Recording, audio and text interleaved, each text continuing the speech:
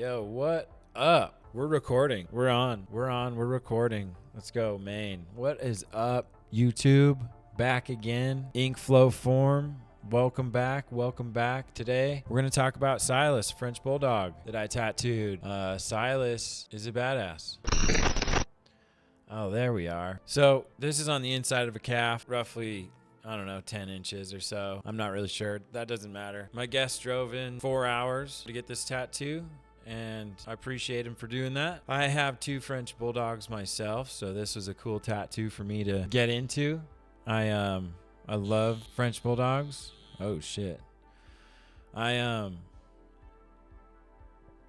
Specifically portraits of animals can be a struggle because of the hair. And I don't really know what I'm doing, to be honest. I just kind of wing it and hope for the best. So usually I like to go in and I'll get my darks in there in certain areas. I work from the bottom up and I'll get certain darks in where I can kind of build off of. And then I kind of use gray washes to get the shadows in there from when the light is in. These portraits are nice because you have a solid reference to work off of. There's so much to fur that I am still trying to learn and still trying to wrap my head around. I definitely love doing animals and anything with eyeballs, anything that has a good structure to it. The photo reference that I had for this was actually really good. And I forget what color the Frenchie was, but the Frenchie was like a lighter color, so it worked. But his name is Silas, and Silas, I guess, means wooded forest or something like that. So I decided to put some woods in the back. We got some rocks, some sunlight coming through the trees in the background, which is sick. And I'm just getting the little whiskers in here. There's definitely a lot that goes into these, and I can kind of skip through this. So right now I'm just working on the little hairs inside the face. I think the most challenging part is just the little hairs and where do you put things, and you don't want to saturate too much black in. So I actually in this whole tattoo, I didn't use pure black at all. I just used an 80% wash, if you will. I never really, you know what? I try not to use a dark black ever. My darkest is usually an 80%, and I'll go down to my lowest as a 20%. And the 20% is great because you can really build off of the lighter tones. And it's honestly good. I probably do everything fucking backwards, to be honest. If you do portraits out there and you're good at tattooing, hit me up.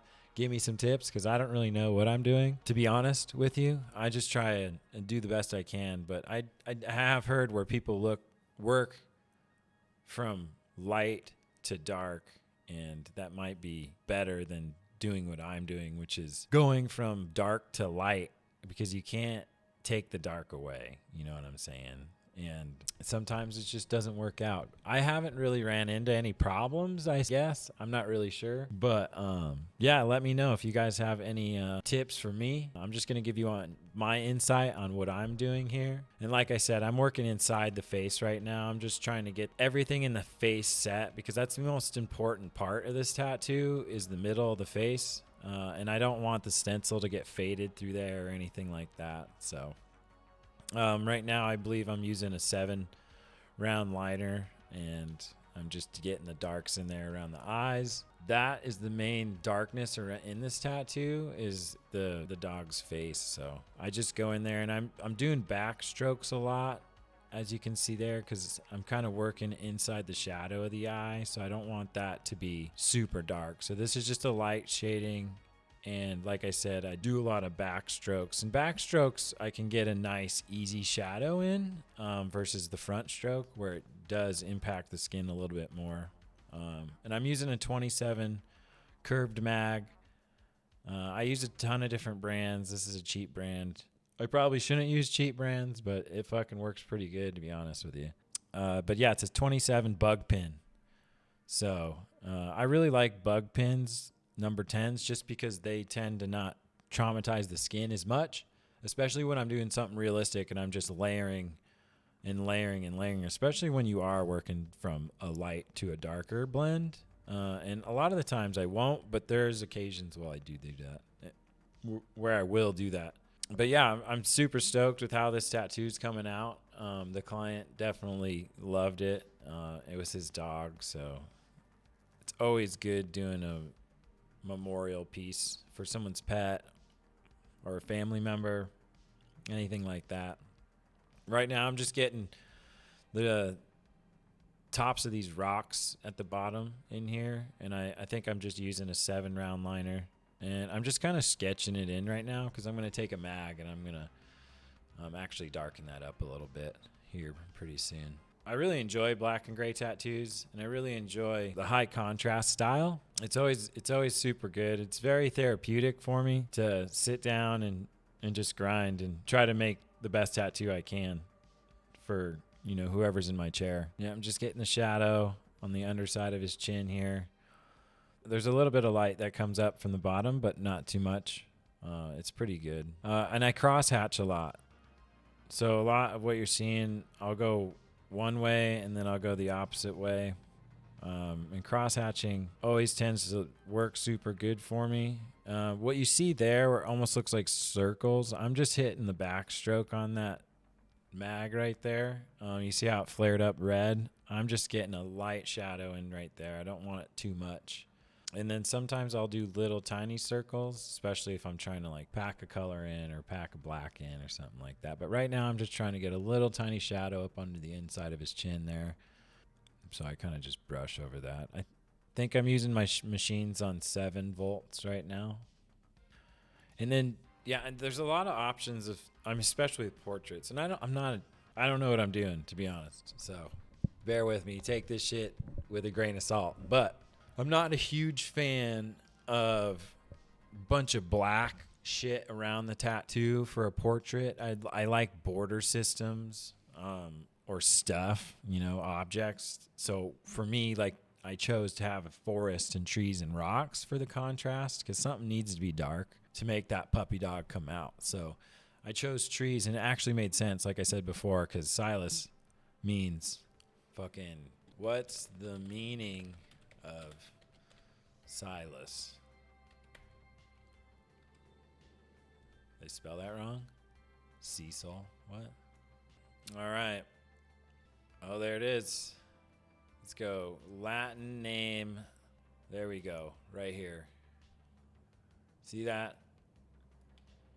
Latin name Sylvanus, meaning of the forest or woodland dweller, reflecting a connection to nature and the Roman god of the forest and fields. So that's pretty fucking tight. So yeah, that's why we chose to throw some forest action in the background. And I thought that was fucking sick. I thought it turned out great. Right now I'm just getting those trees in there. I'm using a 9 mag for this. It is a bug pin. And I'm just doing little circles, little drop down branches because there's tons of little pine needles.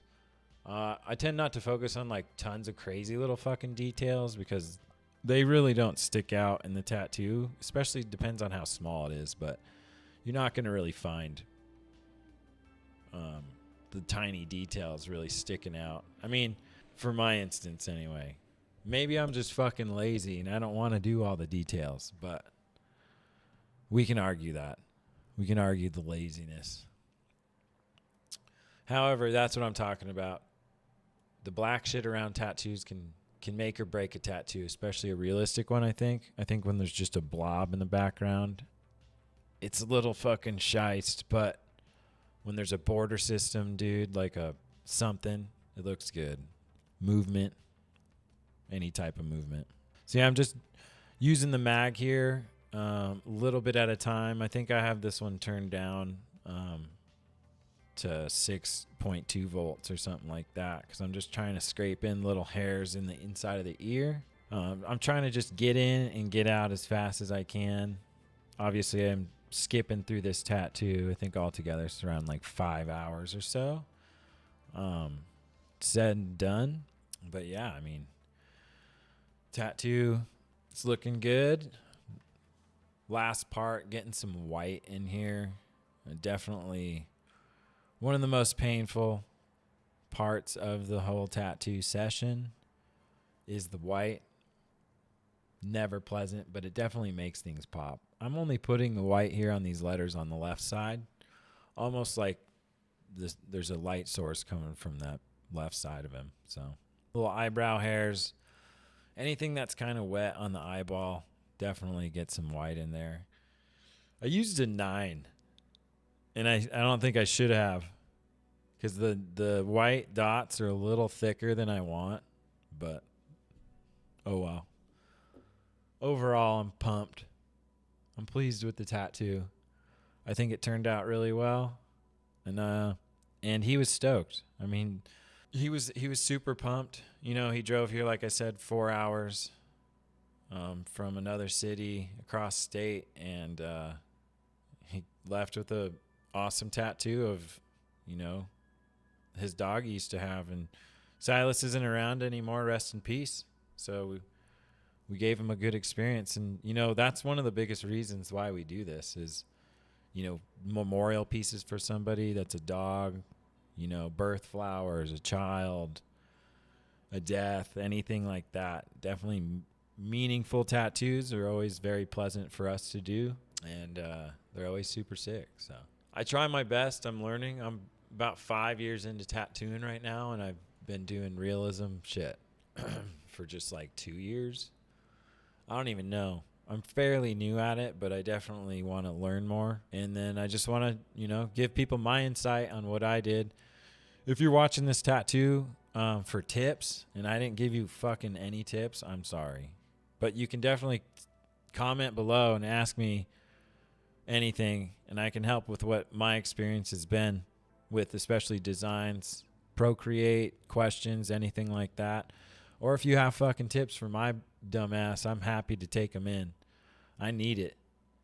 I need anything I get. I work in a vacuum. But yeah, here it is. We'll give you the last spray down here. Always like to clean it really well. Give it a good rub down. Just make sure that ink's out of there. Hope you guys enjoyed this tattoo. Hope you guys enjoyed the commentary. I'm going to be doing tattoos. I'm going to be commenting over my tattoos more often. And I'm just going to hold myself accountable to what I need to be doing more of. And you know what? I thought I did pretty good on this tattoo. I'm pumped with it. He's pumped with it. Silas is super pumped with it. Now he lives forever. So you can't ask for any more than that, I don't think. But yeah, anyway, you guys, thanks for joining me on another episode of Ink Flow Form. Be sure to like, subscribe, fucking comment, send it to a friend, talk some shit, you know, tell me something I don't want to hear. Who knows? Anyway, you guys, thanks for joining me on this one. I'm going to be doing another one next week. So, fucking A. Peace. Later, y'all.